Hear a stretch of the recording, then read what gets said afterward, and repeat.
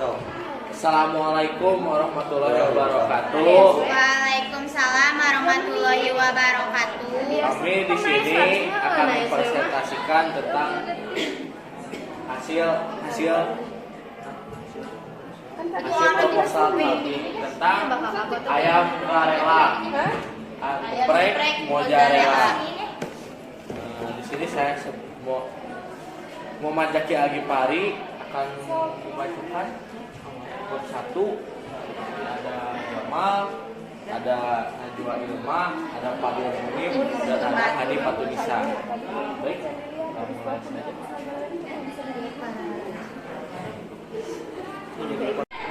Jadi bab 1 pendahuluan. Latar belakang. Ayam geprek adalah makanan tradisional yang terbuat dari bahan utama yaitu ayam. Makanan ini baru ada pada tahun 2003. Ayam geprek yang diberi aneka sambal lalu diulek menghasilkan tekstur hancur itu sangat digemari oleh banyak orang. Sekarang ayam geprek bisa ditemui di mana saja, bahkan sampai di kantin sekolah pun ataupun kantor. Menu ini selalu ada dan tak pernah dilewatkan. Namun masyarakat zaman sekarang mulai bosan dengan ayam geprek original yang biasa-biasa saja. Maka dari itu perlu adanya inovasi untuk menjadikan ayam geprek menjadi lebih menarik sehingga tidak kalah dengan makanan zaman sekarang maupun makanan dari luar Indonesia. Salah satunya dengan melakukan modifikasi makanan tradisional ayam geprek menjadi ayam geprek mozzarella. Rasa gurih keju mozzarella yang modern tentunya sangat digemari oleh kalangan milenial yang suka mencoba hal-hal baru dan unik. Maka dari itu kami di sini ingin berinovasi membuat usaha makanan tradisional modifikasi ayam geprek mozzarella yang kami harapkan bisa menjadi salah satu makanan favorit yang digemari banyak orang. B. Visi dan misi.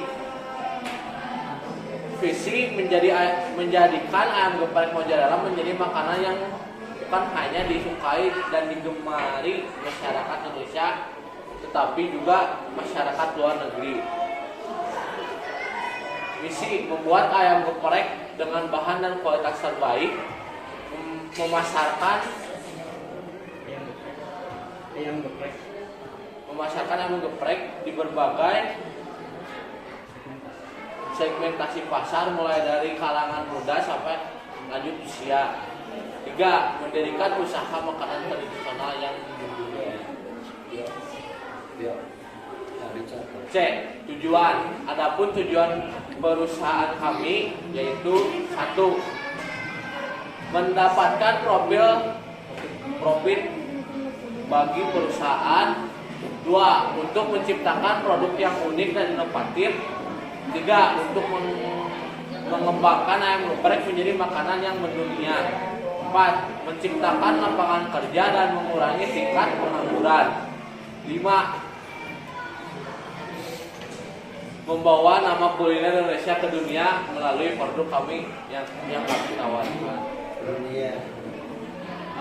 Baik, selanjutnya akan dilanjutkan oleh Najwa Ilma.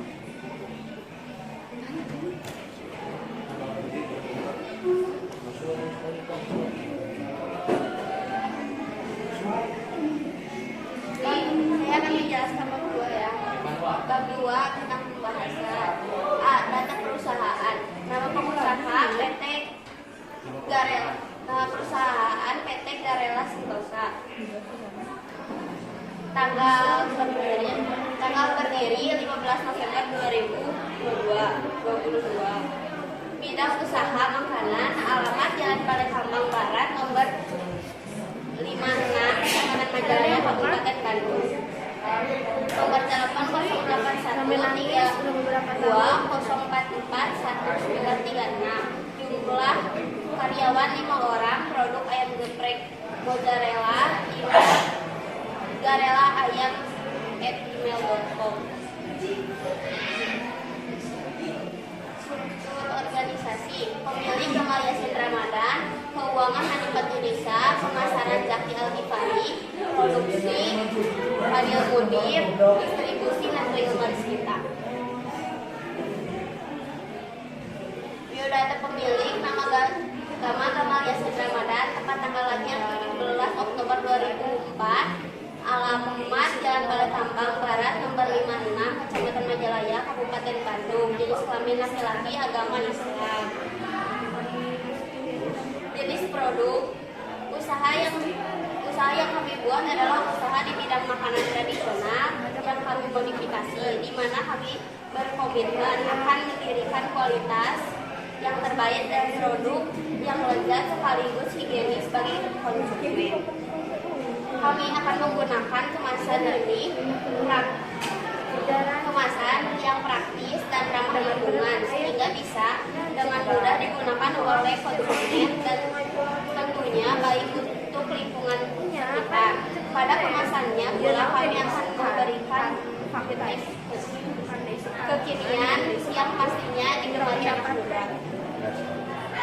Aspek pemasaran. 1. Target pemasaran. Target pemasaran kami adalah masyarakat yang setiap harinya melewati Jalan Balai Tambang Barat. Karena di sekitar Jalan Balai Tambang Barat belum ada usaha yang serupa, sehingga peluang untuk mendapatkan banyak konsumen di tempat ini cukup tinggi dan tentunya cukup berpotensi untuk usaha jangka panjang. Sekian dari saya, selanjutnya validasi oleh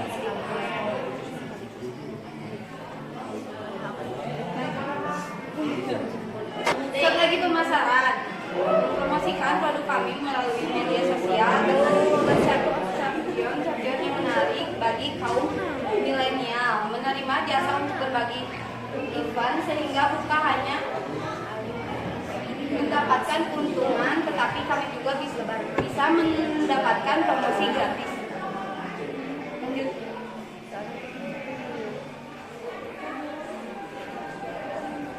Segmentasi pasar. Untuk segmentasi pasar dari segi tempatnya, kami memutuskan untuk mendirikan cabang-cabang usaha di pinggir jalan yang ramai. Tentunya belum ada usaha serupa. Kami memilih tempat tersebut karena pasti banyak sekali orang yang setiap hari melewati jalan-jalan tersebut sehingga peluang untuk mendapatkan konsumen tentunya lebih tinggi. Segmentasi kedua untuk pemulakan, kami akan terlebih dahulu mengenalkan produk kami kepada para generasi milenial yang aktif di media sosial. Segmentasi ini berfungsi agar kami bisa mendapatkan produk promosi gratis dari para anak-anak muda lewat media sosial yang memiliki sehingga produksi kami bisa lebih dikenal masyarakat luas.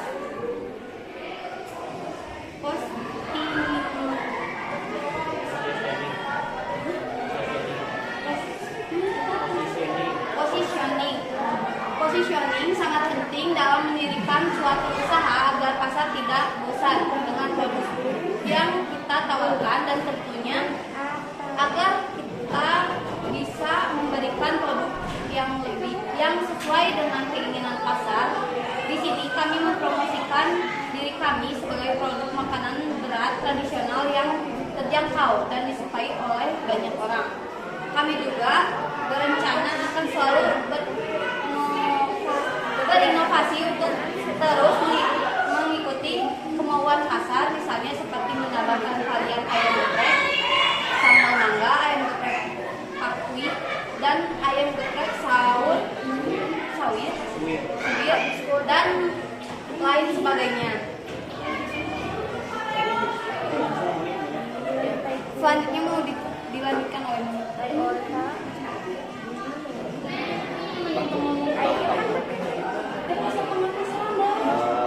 bahan baku dan proses produksi. 1. Bahan baku utama ayam geprek Majalaya adalah ayam yang dapat diolah menjadi makanan yang lezat dengan warna yang alami. Bahan-bahannya diantara lain sebagai berikut: 1. Ekor daging ayam, 1 butir telur, 5 sendok makan tepung sagu, 10 sendok makan tepung terigu, garam, lada, minyak goreng, keju mozzarella 1 bungkus, 6 siung bawang putih, 7 siung bawang merah, 18 buah cabai rawit merah, 3 sendok teh kacang tanah, 1 buah jeruk limau, gula secukupnya saja, dan garam secukupnya saja. Proses produksi untuk adonan kering, masukkan tepung terigu, tepung sagu, tani, bubuk bawang putih, bubuk paprika, garam dan lada putih ke dalam 1 wadah, lalu aduk rata ya. Terus bubuk ayam dengan kunyit, bubuk lada, bubuk bawang putih, bubuk paprika, dan garam secukupnya. Nah, lalu marinasi selama 30 menit. Untuk adonan basah sendiri, campurkan telur, susu cair, air, lada dan garam dalam 1 wadah, kemudian aduk rata.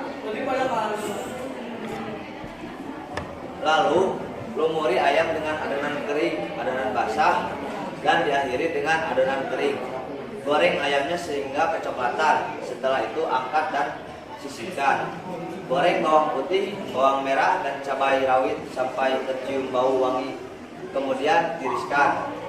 Campurkan garam, bawang putih, kacang tanah, bawang merah, cabai rawit merah, gula, jeruk limau ke dalam. Ulekkan dan diulek-ulek sampai habis. Masukkan ayam yang sudah digoreng ke dalam sambal, geprek, lalu tambahkan 1 bungkus keju mozzarella di atasnya, dan jangan lupa panaskan hingga keju meleleh. Ayam geprek mozzarella siap deh untuk dihidangkan. Selanjutnya akan dilanjutkan oleh Gamal. Oke ya, di sini saya akan melanjutkan presentasi dari kelompok tadi yang sudah presentasi. Di sini saya akan menjelaskan mengenai analisis SWOT. Jadi sebelum melaksanakan suatu usaha baru, kita perlu mengetahui hal-hal atau aspek-aspek yang berpengaruh terhadap usaha tersebut. Tersebut diantaranya adalah aspek kekuatan atau strength, kelemahan atau weakness, kesempatan atau opportunities, dan ancaman atau threat. Dengan melakukan analisis terhadap hal-hal tersebut, diharapkan usaha akan berjalan lancar dengan sukses. Berikut adalah beberapa hal dari masing-masing aspek di atas. Yang pertama itu adalah strength. Ayam ini sudah menjadi makanan yang tidak asing lagi bagi orang banyak, sehingga tidak sulit juga untuk memasarkannya. Kemudian ayam geprek mozzarella tidak dijual di sembarangan tempat di Majalaya, yang membuatnya menjadi menarik.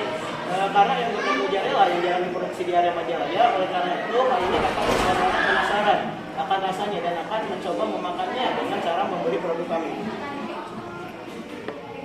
Kemudian yang kedua itu adalah weakness.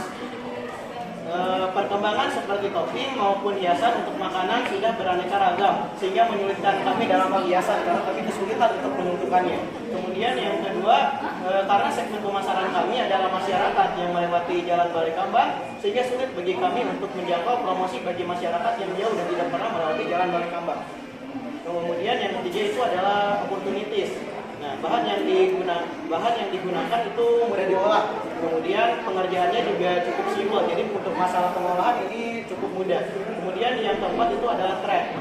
Nah, produk kami adalah makanan, sehingga harus diperhatikan di kebersihannya untuk kesehatan bagi yang memakannya, jangan sampai tidak higienis. Kemudian produk kami adalah makanan, sehingga mempunyai batas waktu untuk dimakan. Oleh karena itu, kami sangat memperhatikan waktu pembuatan dan waktu pemasaran agar saat dijual tidak kedaluarsa. Langsung ya ke analisis keuangan. Nah, di sini ke bahan bakunya dulu ya. Bahan bakunya itu ada 1 ekor daging ayam, telur, tepung sagu, tepung terigu, garam, minyak goreng, lada, keju mozzarella, cabai rawit merah, jeruk limau, bawang merah, yang jika ditotalkan semuanya itu sekitar 347.000. Nah, kita ambil saja biaya dalam 1 bulan. Jadi kalau 1 bulan kan 347.000 dikali 30 itu 10.400.000. Jadi biaya bahan baku selama 1 bulannya itu 10.410.000. Kemudian kita ke investasi alat ya. Di sini investasi alatnya itu ada kompor, wajan, kulkas, rice cooker, etalase, cobek kukurukan, tanda ulas 3 kg, bender 3 x 1 meter, dan blok torch. Nah, untuk biaya penyusutannya, jadi biaya penyusutan ini kan barang itu mungkin nanti ada yang rusak, mungkin ada yang berkurang fungsinya, maka ada biaya penyusutan. Nah, cara menghitung biaya penyusutan ini adalah kita menjumlahkannya dengan total investasi dibagi dengan umur alat. Nah, di sini total investasinya kan tadi 3.860.000. Kita bagikan dengan misalnya 10 tahun. Jadi 12 bulan. Jadi jika kita bagikan hasilnya adalah 322.000. Kemudian untuk harga pokok produksi, nah harga pokok produksi ini adalah harga pokok dari suatu produk, di mana jika dijual dengan harga tersebut, maka produsen tidak untung dan juga tidak rugi. Nah, HPP ini ditentukan untuk bisa menentukan harga jual, di mana harga jual adalah HPP ditambah margin keuntungan yang akan diambil. Jadi cara menghitungannya itu adalah total biayanya, tadi total biaya bahan baku itu kan 10.140.000 ditambah lagi biaya sewa dan lain sebagainya, kita jumlahkan itu sekitar 12 juta. Nah, di sini jumlah produksinya kita merencanakan dalam 1 bulan itu kita akan memproduksi 1.200 bungkus. Jadi 12 juta dibagi 1.200. Jadi HPP-nya itu adalah 10.000. Kemudian untuk harga jualnya, nah ini harga jual ini adalah harga yang harus dibayarkan pembeli untuk mendapatkan produk tersebut. Harga jual bisa ditentukan dengan mempertimbangkan HPP dan juga harga dari produk tersaing. Harga jual ini meliputi harga dari pabrik dan harga konsumen. Harga dari pabrik tentu lebih murah karena saluran distribusi seperti agen, toko, konter, dan lain-lain tentu juga harus mendapatkan keuntungan. Kami memutuskan berdasarkan dari HPP dan produk pesaing yang mematok harga sekitar 17.000 sampai 25.000 rupiah, maka ditetapkan harga jual dari perusahaan adalah sekitar 15.000 rupiah. Kemudian untuk masalah penerimaan kotornya, nah ini kan penerimaan kotor ini adalah jumlah penerimaan uang yang didapatkan oleh perusahaan sebelum dipotong total biaya. Nah, jumlah produk terjual, cara menjumlahkannya itu adalah dengan cara mengkalikan antara jumlah produk terjual dengan harga jual. Nah, tadi kan jumlah produk terjualnya itu kita berencana dalam 1 bulan itu menjual sekitar 1.200 bungkus dikalikan dengan harga jual yaitu 15.000, sehingga hasilnya itu 18 juta rupiah. Jadi penerimaan kotornya itu adalah 18 juta rupiah. Kemudian untuk pendapatan bersihnya, nah pendapatan bersih atau laba ini adalah jumlah penerimaan uang yang didapatkan oleh pengusaha setelah dipotong total biaya. Cara menghitungnya adalah dengan mengurangkan antara penerimaan kotor dikurangi dengan total biaya. Penerimaan kotornya kan tadi 18 juta, kemudian dikurang total biayanya 12 juta, sehingga hasilnya itu 6 juta. Jadi keuntungannya itu adalah sekitar 6 juta atau sekitar 50%.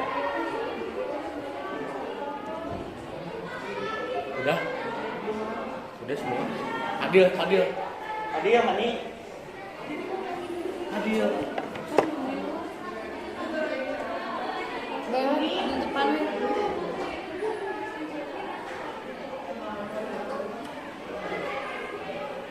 Oke, baik. Cukup sekian dari kami. Mohon maaf bila banyak kekurangannya. Assalamualaikum warahmatullahi